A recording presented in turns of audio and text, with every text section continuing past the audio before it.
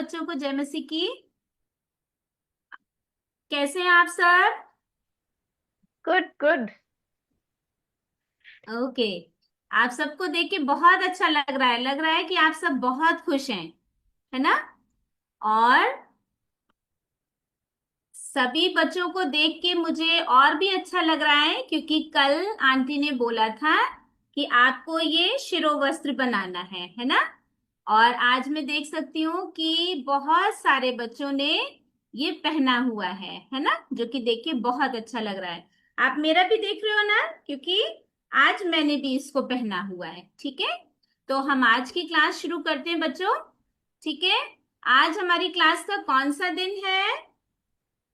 ऐसे आप screen second. करके दिखाइए। ओपन मत करिए, माइक ओपन नहीं करेंगे, सिर्फ आप इशारे से बताएंगे, है ना? आज हमारी क्लास का दूसरा दिन है। ठीक है, और हम किसके बारे में हम सीख रहे हैं? हम सीख रहे हैं, ये आप देखो सामने, ये हरे कपड़े पहने हुए पॉलुस। कौन है? पॉलुस। पॉलुस। Very good. तो हम किसके बारे में सीख रहे हैं? हम पॉलुस के बारे में सीख रहे हैं, है ना? और आपको याद रहे इसीलिए हमने पॉलुस को कैसे कपड़े पहनाए हुए हैं? हरे रंग के कपड़े पहनाए हुए हैं, है ना? तो हम आज की क्लास शुरू करेंगे। और जैसा कि आप जानते हो कि हम पॉलुस के बारे में, उसकी यात्राओं के बारे में हम सीख रहे हैं, पॉलुस के जीवन के बारे में हम सीख रहे हैं। और हम यहाँ पर देख रहे हैं कि कल की क्लास में हमने देखा था पॉलुस की पहली सुसमाचार यात्रा। ठीक है, और आज हम देखेंगे पॉलुस की दूसरी सुसमाचार यात्रा हम देखेंगे। और हमारा पौलुस के जीवन से हम देखेंगे कि कैसे उसका जीवन बदल गया। ठीक है, तो एक बदला हुआ जीवन, पौलुस की कहानी, है ना? हम किसके बारे में सीख रहे हैं? हम पौलुस के बारे में सीख रहे हैं। ठीक है, तो सब बच्चे ध्यान से सुनिएगा क्योंकि क्लास के बाद जब हम वर्कशीट करेंगे या कुछ क्वेश्चंस पूछे जाएंगे तो वो सवाल जो होंगे वो आज की कहानी पर आधारित होंगे। ठीक है, तो ध्यान से सुनिएगा क्या क्या आपको बताया जा रहा है, तो आपको आसानी होगी जवाब देने में। ठीक है, तो आज हमारी क्लास का दूसरा दिन है और हमारी कहानी, हमारी आज की क्लास का विषय है दूसरी सुसमाचार प्रचार और उभार यात्रा, है ना? ठीक है, उभार का मतलब क्या है?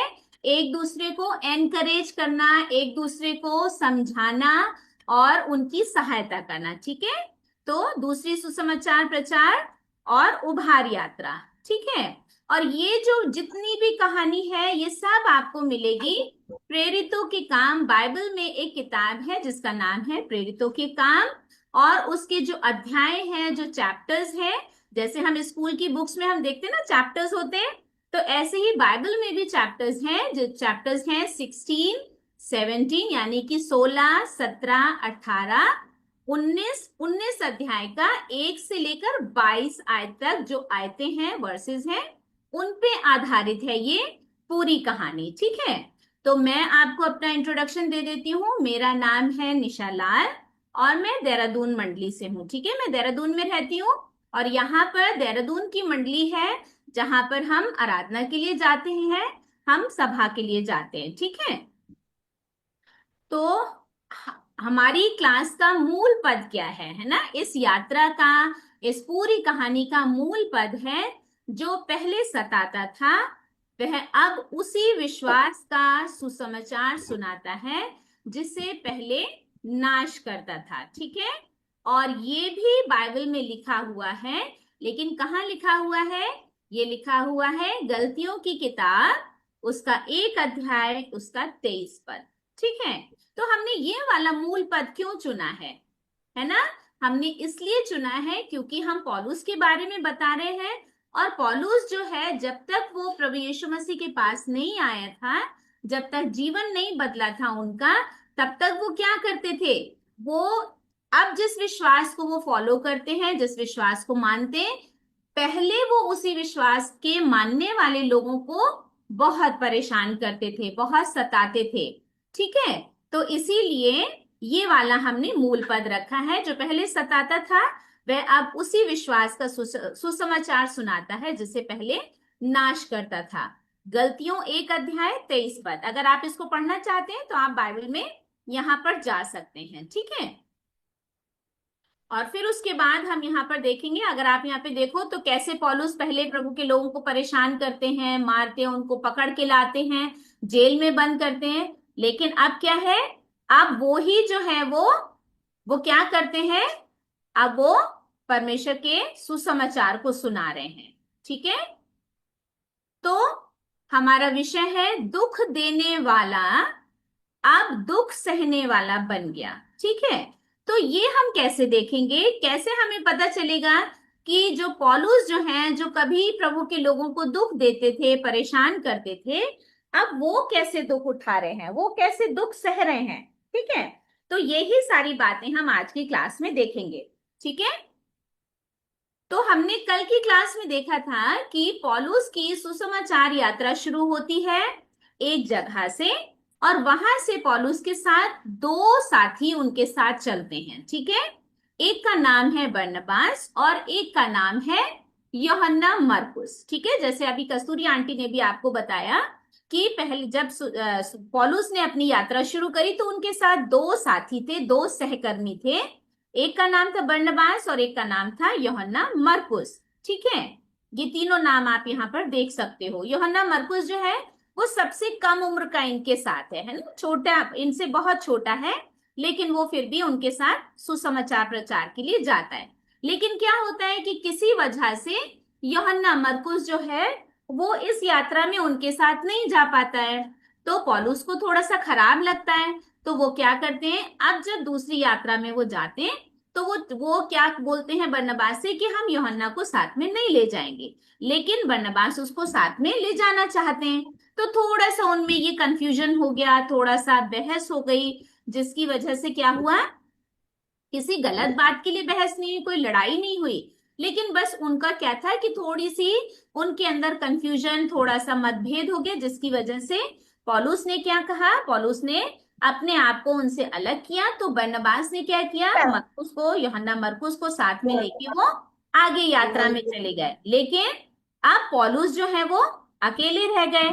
तो पौलुस के साथ क्या हुआ कि अब यहाँ पर बरनबास और यूहन्ना तो साथ हो गए, यानी कि एक दूसरे के साथी हो गए। लेकिन पौलुस क्या हुआ, पौलुस अकेले हो गए, है ना। तो अब हम यहाँ पे क्या देखते हैं बच्चों, हमारे जीवन में भी ऐसा होता है ना, आपके साथ भी कभी कभी ऐसा होता होगा, क्लास में या फैमिली में या आपके फ्रेंड्स में, कभी कभी किसी बात पे आप उनके साथ क्या है, आप उनके साथ अग्री नहीं करते हो, आप सहमत नहीं होते हो, या वो आपके साथ अग्री नहीं करते हैं। तो क्या करना चाहिए, हमें लड़ाई करनी चाहिए? हमें लड़ाई नहीं करनी चाहिए, बल्कि क्या करना चाहिए, आपस में हमें बातचीत करके उसको उस बात को, हमें एक दूसरे की बात को समझना चाहिए। लेकिन फिर भी अगर ऐसा होता है कि आप बिल्कुल भी आप एक दूसरे की बात को समझना नहीं चाहते हो, तो बहुत शांति से आपको अलग हो जाना चाहिए, लेकिन लड़ाई नहीं करनी चाहिए, ठीक है। अब क्या होता है कि पौलुस जो है वो अपनी यात्रा को शुरू करते हैं। कहां से यात्रा को शुरू करते हैं, जैसा कि हमने कल देखा था, वो अपनी यात्रा को अंताकिया से शुरू करते हैं, है ना।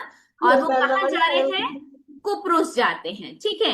हमने ये हेड गियर जो हमने पहना है, इसका क्या क्या शेप है, इसका शेप रखा हुआ है जहाज का, है ना। क्योंकि पौलुस ने अपनी सारी यात्रा जो है वो पानी के जहाज से पूरी करी, कभी वो पैदल चले, लेकिन ज्यादातर वो पानी के जहाज से चले। तो अब अंताकिया से वो चल पड़ते हैं, आगे बढ़ जाते हैं, ठीक है। और फिर क्या होता है कि वो वहां पर जाके एक कलीसिया, यानी कि जहां पर प्रभु के लोग इकट्ठे होते हैं, वहां पर जाके वहां पर उनसे मिलते हैं, ठीक है। और मिलके क्या होता है कि ये यहाँ पर अपनी जो दूसरी सुसमाचार यात्रा जो है वो शुरू करने के लिए वो वहां पर आपस में बातचीत करते हैं अंताकिया में, क्योंकि अभी पौलुस अकेले रह गए, उनके साथ कोई साथी नहीं है। तो क्या होता है कि यात्रा शुरू होने से पहले क्या है, वहां की कलीसिया, अंताकिया की कलीसिया जो है, वहां के लोग जो हैं, प्रभु के दास जो हैं, पौलुस को अकेले ना भेज के उनके साथ एक साथी भेजते हैं, है ना। जैसे कि बरनबास और मरकुस थे, ऐसे ही यहाँ पर उनको एक साथी देते हैं जिसका नाम है सीलास, ठीक है।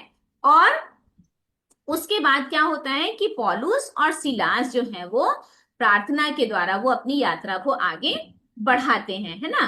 और फिर इस तरह से आपके देखो ये अलग अलग नाम दिए हुए, जैसे आज हमारे हमारे जहां पर हम रहते हैं वहां पे दूसरी तरह के नाम होते हैं ना। पहले ये वाले नाम उस जहां पर वो लोग रहते थे वहां पर ये वाले नाम थे, अंताकिया है, दिर्बे है, लुस्त्रा है। थोड़ा बोलने में हमें परेशानी होती है, लेकिन अगर आप ध्यान से इनको देखेंगे तो आप इनकी स्पेलिंग्स भी समझ पाएंगे, ठीक है।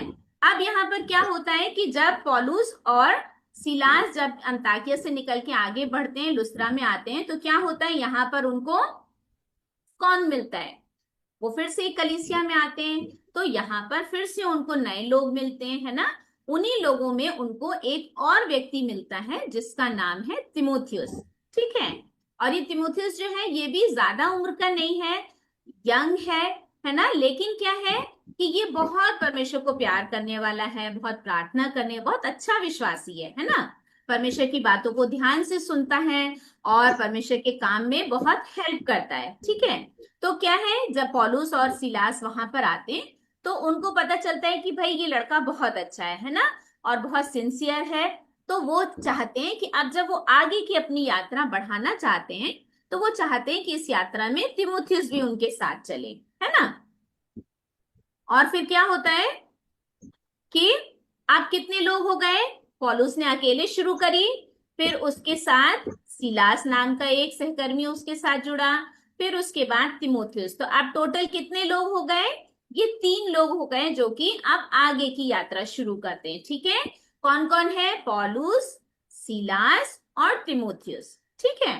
और अब ये क्या करते हैं, ये जिस जगह पर भी जाते हैं वहां पे लोकल भी ये जाके वहां पे प्रचार करते हैं, फिर शहर शहर जाते हैं और जगह जगह जाके परमेश्वर के वचन के बारे में लोगों को बताते हैं, ठीक है। अब क्या है यहाँ पर, वो क्यों जा रहे हैं, अलग अलग जगहों पर क्यों जा रहे हैं, है ना। पौलुस इतनी परेशानी क्यों उठा रहा है, क्या उसके मन में क्या है? क्योंकि पौलुस चाहते हैं कि अलग अलग जगहों पे जहां जहां प्रभु के लोग हैं वो उनके जाने से एक दूसरे से मिलके वो एक दूसरे को उभार सके, है ना, प्रोत्साहित कर सके, एक दूसरे को एनकरेज कर सके, परमेश्वर के काम के लिए उभार सके, है ना। तो हमारे साथ भी बच्चों ऐसा होता है ना, आपके अगर आप ध्यान से आप सोचें तो कभी ना कभी आपके जीवन में भी ऐसा समय आता है जब आप भी बहुत निराश फील करते हो, है ना, बहुत डल फील करते हो। आपको कभी कभी अकेलापन लगता है, कभी अकेले काम करने का मन नहीं करता है। तो उस समय में क्या होता है, आपका मन करता है कोई तो मेरा ऐसा साथी हो जो कि जिसके साथ मैं बात कर सकूं या अपने दिल की बात शेयर कर सकूं या मेरे काम में वो हेल्प कर सके। तो हमें क्या करना चाहिए, पौलुस और सिलास की तरह हमें भी एक दूसरे को हमें प्रोत्साहित करना चाहिए, ठीक है। और ये आपको सोचना है कि आप कैसे एक दूसरे को प्रोत्साहित कर सकते हो, है ना।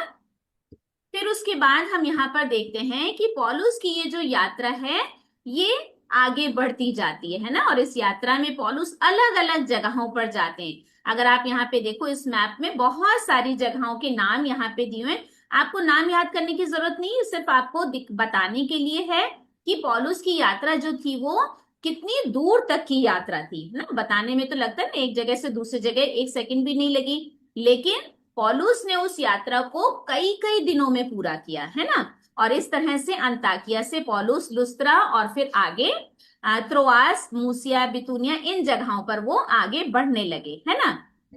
लेकिन अब क्या हो रहा है कि पौलुस जो है जब आगे बढ़ रहे हैं तो क्या होता है, वो चाहते हैं, कभी उनका मन होता है कि हम नीचे जो नगर हैं, जो शहर शहर हैं वहां पर हम जाएं, जैसे आप एरो का निशान देख रहे हो नीचे। फिर कभी वो सोचते हैं कि चलो यहाँ पर नहीं तो चलो हम दूसरी तरफ चलते हैं, है ना। ऊपर की तरफ एक एरो जा रहा है तो वो सोचते हैं चलो हम वहां पर चलते हैं। कई बार हम लोगों को भी कंफ्यूजन हो जाता है ना, ये काम करें या ना करें, पता नहीं ये ठीक है कि नहीं है ना। लेकिन क्या हुआ, जब वो इस सोच में थे तो परमेश्वर के आत्मा ने क्या किया, उनको वहां पर जाने के लिए परमेश्वर ने उनको मना किया, है ना। तो अब क्या है, जब वहां जाने के लिए मना किया तो फिर कहाँ जाए, है ना। एक पौलुस के मन में सवाल आया होगा तो फिर मैं कहाँ जाऊं, है ना। तो अब क्या होता है कि अब ये यहां से आगे बढ़ जाते हैं, है ना। कहाँ? बिथुनिया और वो जो जगहें आपने देखी वहां से वो आगे बढ़ जाते हैं और कहाँ आ जाते हैं, त्रोआस में आ जाते हैं, है ना।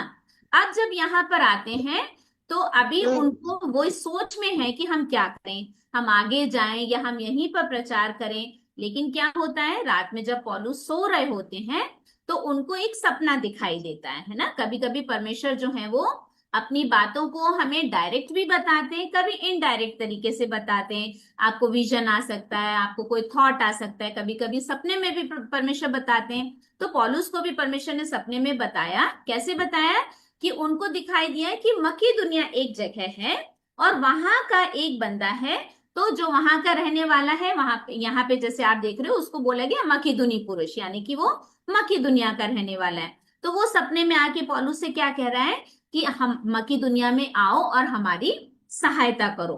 तो पौलुस को ये सपना दिखाई देता है। अब अगले दिन जब पौलुस जाग जाते हैं तो उनको समझ में आता है कि परमेश्वर जो है वो उनको एशिया में वचन सुनाने के लिए मना कर रहे हैं, है ना। जैसे कि हमने जगहें देखी, वो सारी जगहें जो है वो एशिया में हैं, ठीक है। तो परमेश्वर नहीं चाहते हैं कि वो यहाँ पर वचन सुनाएं या यहाँ प्रचार करें। तो फिर क्या चाहते हैं परमेश्वर, परमेश्वर चाहते हैं कि वो आगे बढ़ जाएं। और कहाँ पर जाएं, यानी कि वो यूनान की तरफ जाएं, है ना। यूनान को इंग्लिश में ग्रीस भी बोलते हैं, ठीक है। तो परमेश्वर चाहते हैं कि वो आगे की तरफ बढ़ जाएं, है ना। तो अब क्या है कि तो उन्होंने क्या किया, उन्होंने परमेश्वर की बात को समझा और उन्होंने अपनी यात्रा को आगे बढ़ाया, ठीक है। अब आगे बढ़ाने के लिए उन्होंने क्या किया, फटाफट जैसे ही पौलुस को ये सपना दिखाई दिया तो पौलुस ने अपने साथियों को बताया कि भाई परमेश्वर तो मुझे सपने में ऐसे ऐसे आया है कि मकीदुनिया से कोई एक आदमी है, वो हमें बुला रहा है, वो चाह रहा है कि हम उसकी मदद करें। तो इन पौलुस को और उसके साथियों को, यानी कि सीलास को और तिमुथियुस को ये समझ में आया कि परमेश्वर चाहते हैं कि हम आगे बढ़े। तो उन्होंने फटाफट से वहां जाने के लिए तैयारी शुरू करी, अपनी पैकिंग शुरू करी, है ना। आप ये देखो वो अपना सामान बांध रहे हैं ना। और उन्होंने क्या किया, उन्होंने मकीदुनिया जाने की तैयारी करी, ठीक है। तो बच्चों यहाँ पर जैसे कि मैं आपको बता रही हूं कि पौलुस के साथ जो पहला साथी प्रार्थना के द्वारा कलीसिया ने जो दिया वो कौन है, सीलास है ना। आपको मैंने दो नाम बताए हैं पौलुस के साथ, सीलास और तिमुथियुस, ठीक है। तो तिमुथियुस जो है वो पौलुस और सीलास से उम्र में बहुत कम है, एज बहुत कम है उसकी। तो सबसे पहले किसको दिया, सिलास को दिया, है ना। तो सिलास जो है वो कोई मतलब ऐसा नहीं है कि मतलब कोई बहुत अनपढ़ या कोई बहुत ऐसा छोटा बंदा है, वो बहुत समझदार है ना। और एज भी उनकी ठीक है ना। यानी कि क्योंकि वो मंडली में, प्रभु के घर में, कलीसिया में क्या है, वो प्राचीन कहलाते हैं, है ना। एक अच्छे ओहदे पे हैं, वो अपनी बात को लोगों को बताते हैं और उनकी बात लोग सुनते हैं, मानते हैं, है ना। और क्या करते हैं, वो एक लेखक भी हैं, यानी कि वो लिखते भी हैं, है ना। कुछ कुछ पत्रियां हैं या कुछ लेटर्स हैं या कुछ कुछ भी राइटिंग में कुछ भी आ जाता है तो वो उसको लिखते भी हैं, है ना। तो यानी कि वो एक बहुत रेप्यूटेड, बहुत इज्जतदार बंदा है और मंडली में बहुत अच्छी उनकी वहां पर एक बहुत आदर है मंडली में, ठीक है। लेकिन हम यहाँ पे क्या देखते हैं कि इतना सब कुछ होने के बाद भी सिलास जो है वो बहुत नम्र है। क्यों, क्योंकि मंडली ने जब उनको पौलुस का साथी बना के भेजा तो उन्होंने ये नहीं सोचा कि भाई क्यों मैं इसके साथ क्यों जाऊं, मुझे क्यों भेज रहे हैं, है ना। लेकिन वो उनके साथ गए, ठीक है। और उसके बाद हम यहाँ पे देखते हैं कि इस तरह से उनकी यात्रा आगे बढ़ती जाती है। आप यहाँ पे स्टेप्स देख सकते हो कि कैसे कैसे वो किन किन जगहों से आगे बढ़ रहे हैं ना।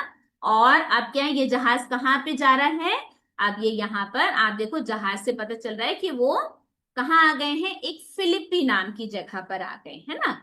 और ये जो जगह है यहाँ पर जब पौलुस, सीलास और तिमुथियुस जब वहां पर पहुंचते हैं तो वो क्या करते हैं, वो ये नहीं सोचते कि हम इतनी लंबी यात्रा करके हम थक गए हैं, चलो एक दिन रेस्ट कर लेते हैं। उन्होंने ऐसा नहीं किया। और जैसे ही वो वहां पर पहुंचे नेक्स्ट डे वो फिर से निकल पड़े, क्योंकि उनका उद्देश्य क्या था, परमेश्वर के वचन के बारे में लोगों को बताना। तो अब उन्होंने क्या किया, उन्होंने कहा चलो निकलते हैं, देखते हैं चल के कुछ लोग अगर हमें मिलेंगे तो हम उनको प्रभु यीशु मसीह के बारे में बताएंगे, वचन बताएंगे। तो वो ऐसे ही बाहर निकलते हैं। तो वो सबत का दिन है, ठीक है। और जब वो बाहर आते हैं तो क्या होता है कि वो नदी के किनारे जा रहे हैं, है ना। और नदी के किनारे वो क्या देखते हैं कि वहां पे फिलिपी में जो वहां के जो कुछ वहां पे जो स्त्रियां हैं वो नदी के किनारे बैठकर प्रार्थना कर रही हैं, ठीक है। तो पौलुस को लगा कि भाई हमें इनके पास जाके इनको परमेश्वर के वचन के बारे में बताना चाहिए। तो वो वहां पहुंचते हैं, है ना, और वहां पर जाकर परमेश्वर के वचन के बारे में बताते हैं। और जब वो परमेश्वर के वचन के बारे में बता रहे हैं तो वहां पर एक और स्त्री है जिसका नाम दिया हुआ है बाइबल में, और इसका नाम है लुदिया, ठीक है। और ये स्त्री जो है ये रहने वाली ये थुआतीरा की है ना, यानी कि ये रहती कहीं और है, किसी काम से वो यहाँ पर फिलिपी में आई हुई है ना। अब आप ये देखो कि ये क्या नाम है, थुआतीरा, आप ये देखो कहाँ पर है, ये देखो यहाँ से एरो आप देख सकते हो, तो थुआतीरा कहीं और है, और ये फिलिपी में किसी काम से आई हुई है ना। क्यों ये किसी काम से आई है? क्योंकि ये एक बिजनेस वुमेन है ना, ये एक व्यापार करने वाली स्त्री है। और ये व्यापार क्या करती है ना, क्या काम करती है, कौन सा बिजनेस है इसका, है ना। जैसे हमारे यहाँ पर भी होता है ना, कोई किसी कंपनी का मालिक है, कोई बॉस है, कोई कोई फैक्ट्री चला रहा है, तो अलग अलग तरह के व्यवसाय होते हैं ना, अलग अलग तरह के बिजनेस होते हैं। तो लुदिया का जो बिजनेस है वो क्या है, बैंजनी कपड़े बेचने का, ठीक है।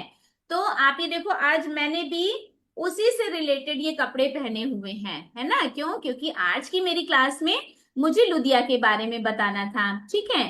तो अब ये बैंजनी वस्त्र क्या होता है ना। जैसे आज के समय में हमारे यहाँ अगर हम देखें तो हमारे यहाँ सिल्क का जो कपड़ा है वो बहुत महंगा होता है ना, और बहुत अच्छा माना जाता है।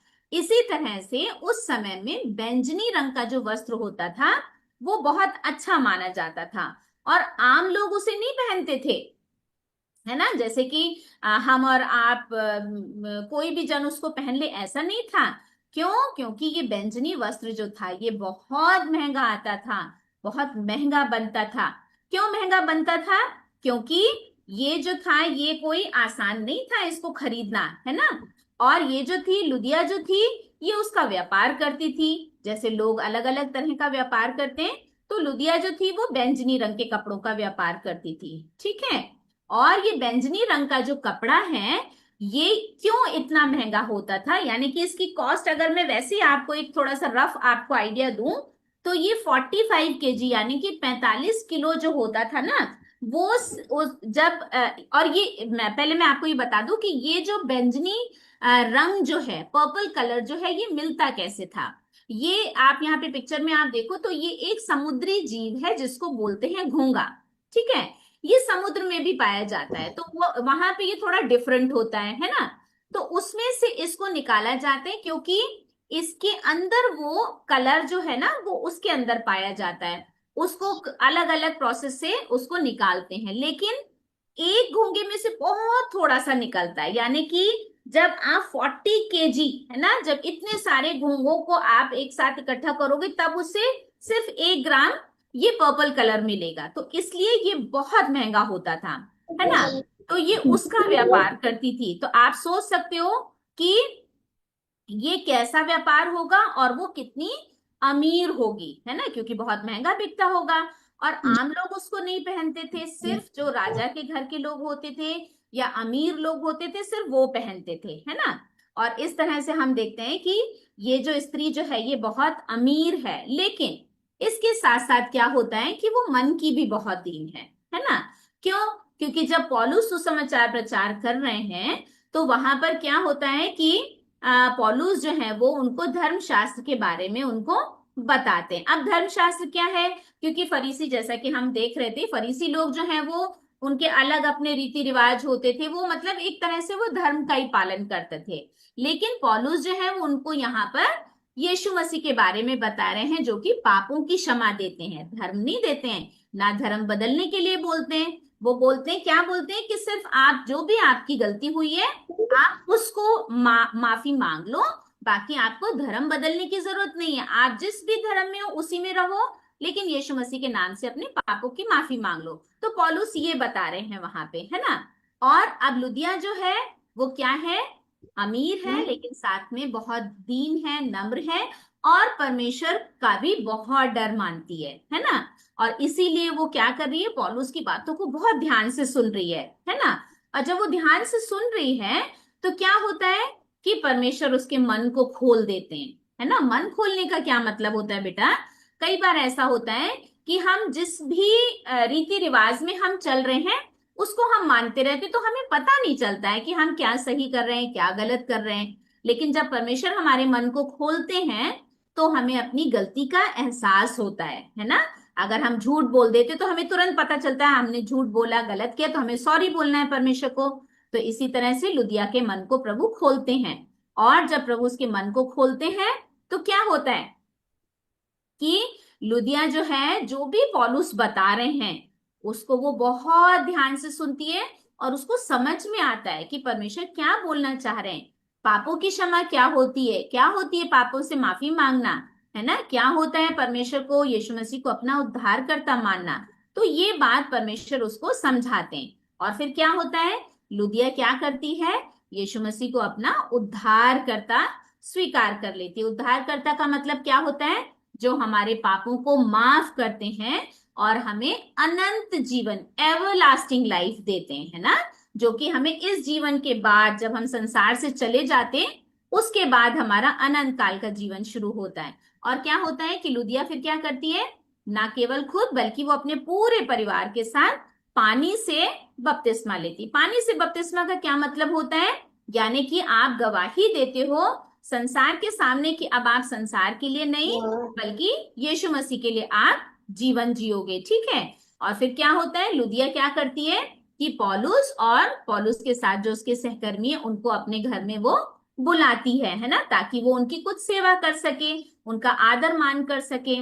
तो क्या होता है कि फिर वहां पे क्या होता है कि एक दिन पौलुस और सिलास और तिमोथियुस ये क्या कर रहे हैं, ये परमेश्वर के घर में प्रार्थना करने के लिए जा रहे हैं। लेकिन वहां जाते जाते क्या होता है, एक लड़की उनको मिलती है जो कि उनको पता चलता है कि इसके अंदर कोई बुरी आत्मा है जो कि उसको परेशान करती है। तो पौलुस क्या करते हैं, प्रार्थना करके उस बुरी आत्मा को उसके अंदर से निकाल देते हैं, वो लड़की ठीक हो जाती है। लेकिन क्या होता है कि कुछ लोगों को ये अच्छा नहीं लगता है, उनको बहुत खराब लगता है कि ये क्या कर दिया, है ना, पौलुस ने। उनको समझ में ही नहीं आता है कि पौलुस ने तो उसको ठीक किया है। तो वो क्या करते हैं, वो पौलुस को और सिलास को पकड़ के उनको जेल में बंद करवा देते हैं। और क्या होता है, जेल में पौलुस की और सिलास की बहुत पिटाई करते हैं और उनको क्या करते हैं, जेल में बंद कर देते हैं। लेकिन पौलुस और सिलास क्या इससे परेशान नहीं होते हैं, घबराते नहीं है, ना दुखी होते हैं ना रोते हैं, बल्कि वो क्या करते हैं, वो प्रार्थना करते हैं, परमेश्वर के गीत गाते हैं, है ना। फिर क्या होता है, जब पौलुस और सिलास जेल में बंद हैं तो लुदिया और परमेश्वर के और दूसरे लोग जो हैं वो प्रार्थना कर रहे हैं। तो प्रार्थना के उत्तर में क्या होता है, पौलुस और सिलास को जेल से छोड़ दिया जाता है। तो वो वहां से निकल के क्या करते हैं, वो लुदिया के यहाँ आते हैं, फिर वहां पर उनसे मिलते हैं क्योंकि वो लोग भी परेशान हैं, उनको शांति देते हैं और फिर क्या करते हैं, फिर वो आगे बढ़ जाते हैं, ठीक है। और इस यात्रा के दौरान क्या होता है, अगर आप बाइबल खोल के देखेंगे तो वहां पर फिलिपियो नाम की एक पत्री है जो कि इस यात्रा के दौरान पौलुस ने लिखी है, ठीक है। तो आप बाइबल में जब कभी भी आपको समय मिले तो आप जरूर इस पत्री को आप पढ़ के देखना, आपको पता चलेगा पौलुस ने क्या क्या उसमें लिखा है, ठीक है। तो यहाँ पे ये एक मैप है, ये नाम आपको याद करने की जरूरत नहीं है, बस क्या है आपको जस्ट बता रही हूं मैं कि यहाँ पर पौलुस ने कैसे अंताकिया से अपनी यात्रा शुरू करी और लगभग वो 8 जगहों पर एक एक करके गए। और इस तरह से उन्होंने अपना समय जो था वो उन्होंने सुसमाचार प्रचार में लगाया और इतनी सारी जगहों पर जाके जूनियर बच्चे परमेश्वर कहाँ के पर है? जूनियर बच्चे, जूनियर। परमेश्वर का सुसमाचार प्रचार किया और परमेश्वर के लोगों को उभारा, ठीक है। ये नाम आपको याद करने की जरूरत नहीं है, बस आपको मैं बता रही हूँ, ठीक है। और इसके बाद क्या होता है कि फिर वो वापस जहां से उन्होंने यात्रा शुरू करी थी, कहां से शुरू करी थी, अंताकिया से शुरू करी थी, है ना। तो ये वापस अंताकिया में आ जाते हैं और परमेश्वर के लोगों को जो कुछ भी उनके साथ जो भी एक्सपीरियंस उनको मिला, अनुभव मिला, वो उसको बताते हैं, ठीक है। अब हम यहाँ पे देखते हैं कि ये जो यात्रा है उन्होंने कितने टाइम में पूरी करी। लगभग उनको 3 साल लगे इस यात्रा को पूरा करने में, है ना। छोटा समय नहीं है, है ना। इतना लंबा टाइम सिर्फ पौलुस, सिलास और तीमुथियुस परमेश्वर के बारे में बताते रहे, परमेश्वर की कलीसियाओं को उघाड़ते रहे, है ना। और फिर क्या हुआ इस तरह से प्रभु के अनुग्रह से पौलुस कैसे इतना लंबा चल पाया, है ना। कैसे पौलुस ने इतनी परेशानियां सह ली, कैसे वो लगातार इतनी दूर तक की यात्रा, पानी की यात्रा आसान नहीं होती थी। कभी तूफान आ गया, कभी नाव पलट गई, कभी उनके पास खाना नहीं है, कई कई दिन उनको पानी नहीं रहना पड़ता था। लेकिन ये सब कुछ पौलुस कैसे कर पाए, है ना। लोगों ने उनको परेशान किया, मारा, कभी जेल में डाल दिया, कुछ ने सुना कुछ ने नहीं सुना, उनको भगा दिया।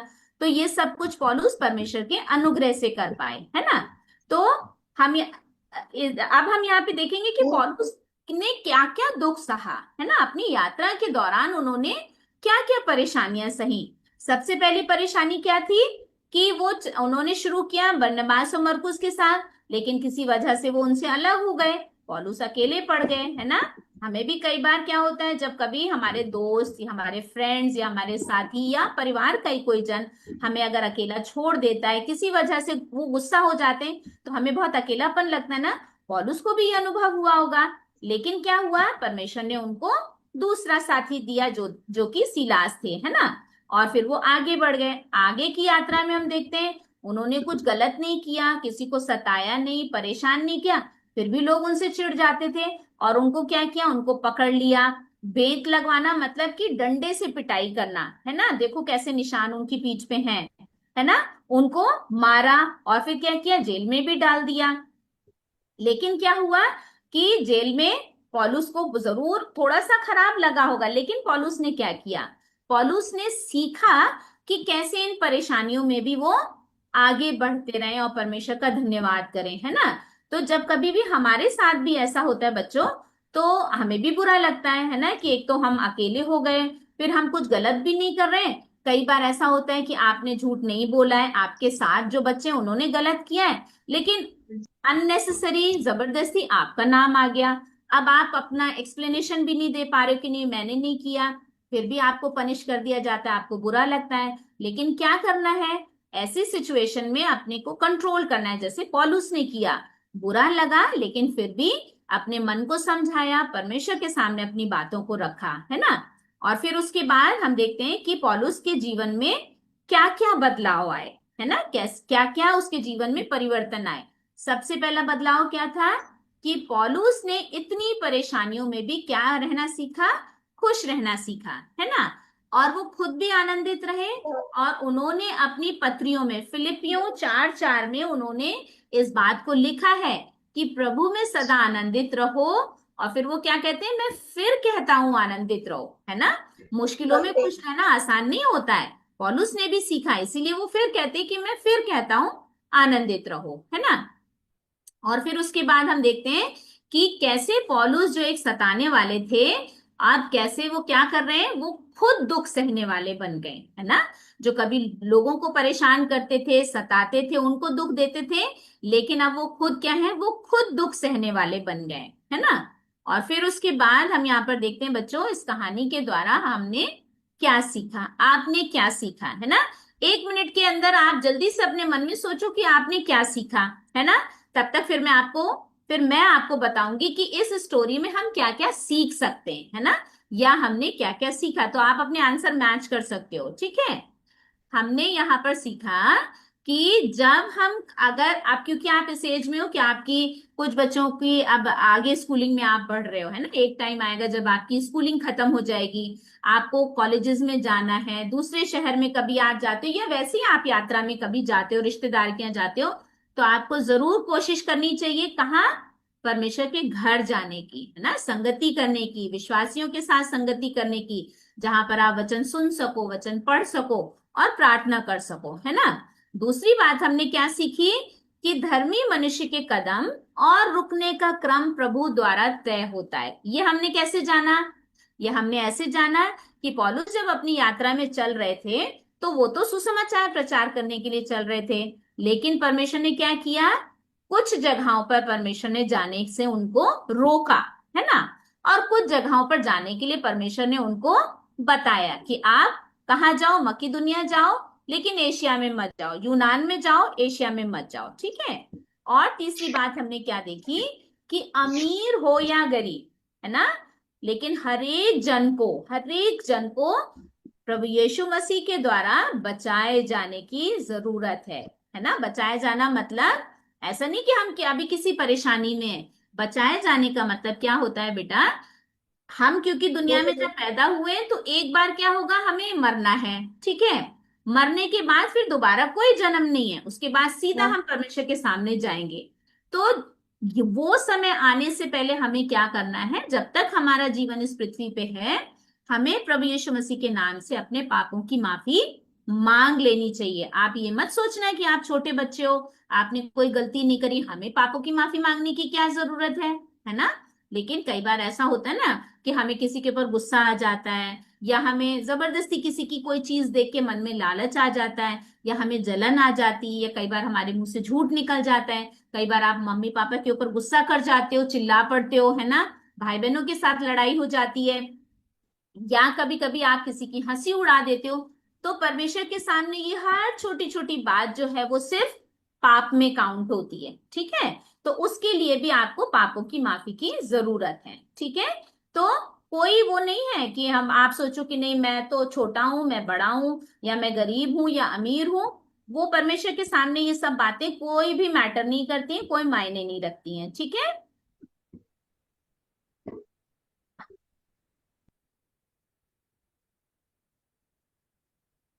अर्पण।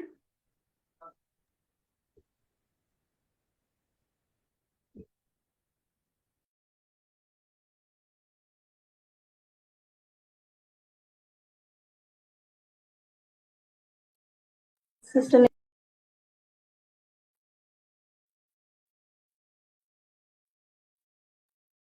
ठीक है बच्चों, तो ये तीन बातें हमने सीखी हैं इस कहानी के द्वारा कि हमें क्या करना है। एक तो हमें परमेश्वर के सामने अपनी गलतियों की माफी मांगनी है यीशु मसीह के नाम से, और हमें ये जानना है कि हमें पापों की माफी की जरूरत है, ठीक है।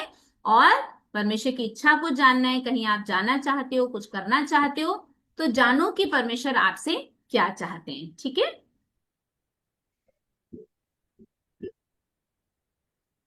इसका टाइम हो गया। हाँ 2 मिनट्स है, प्रार्थना करके आप खत्म कर सकते हैं। जी।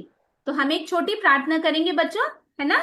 और आप जो भी पॉइंट्स हमने अभी मैंने आपको बताए हैं, सीखने के हैं, या पौलुस के जीवन के दुख के हैं, या पौलुस की यात्रा कैसी रही, उनको आप ध्यान रखना है। क्योंकि अभी जब हम वर्कशीट करेंगे, कुछ क्वेश्चंस आपसे पूछे जाएंगे, तो उनको आप जवाब दे सकते हो, ठीक है। तो हम प्रार्थना करेंगे। परमेश्वर पिता, प्रभु यीशु मसीह के लहू से हम आपके पास आते हैं प्रभु, हम आपका धन्यवाद करते हैं पिताजी। आज की क्लास में प्रभु आपने हमें बहुत कुछ पौलुस के जीवन से सिखाया। प्यारे प्रभु, बच्चे बहुत अच्छे से सुन सके। मेरे प्रभु जी दयालु पिता, हर एक बच्चे को बहुत आशीष देना प्रभु जी दयालु पिता। और जो कुछ आज सीखा है प्रभु, वो उनके मन में बना रहे प्रभु, वो उसको भूले नहीं, बल्कि इन बातों को अपने जीवन में प्रैक्टिकली प्रभु जी दयालु पिता बच्चे उसको कर सकें प्रभु। आगे जब वर्कशीट करते हैं, मेमोरी वर्ड्स करते हैं प्रभु, और क्राफ्ट का जो भी करते हैं उसमें भी प्रभु आप सहायता करना, बच्चों को बहुत आशीष देना प्रभु जी। आप दया करें। प्रार्थना प्रभु यीशु मसीह के नाम के द्वारा सुन के ग्रहण कीजिए, आमीन। आमेन। ऑलराइट सिस्टर, आप अपने लेसन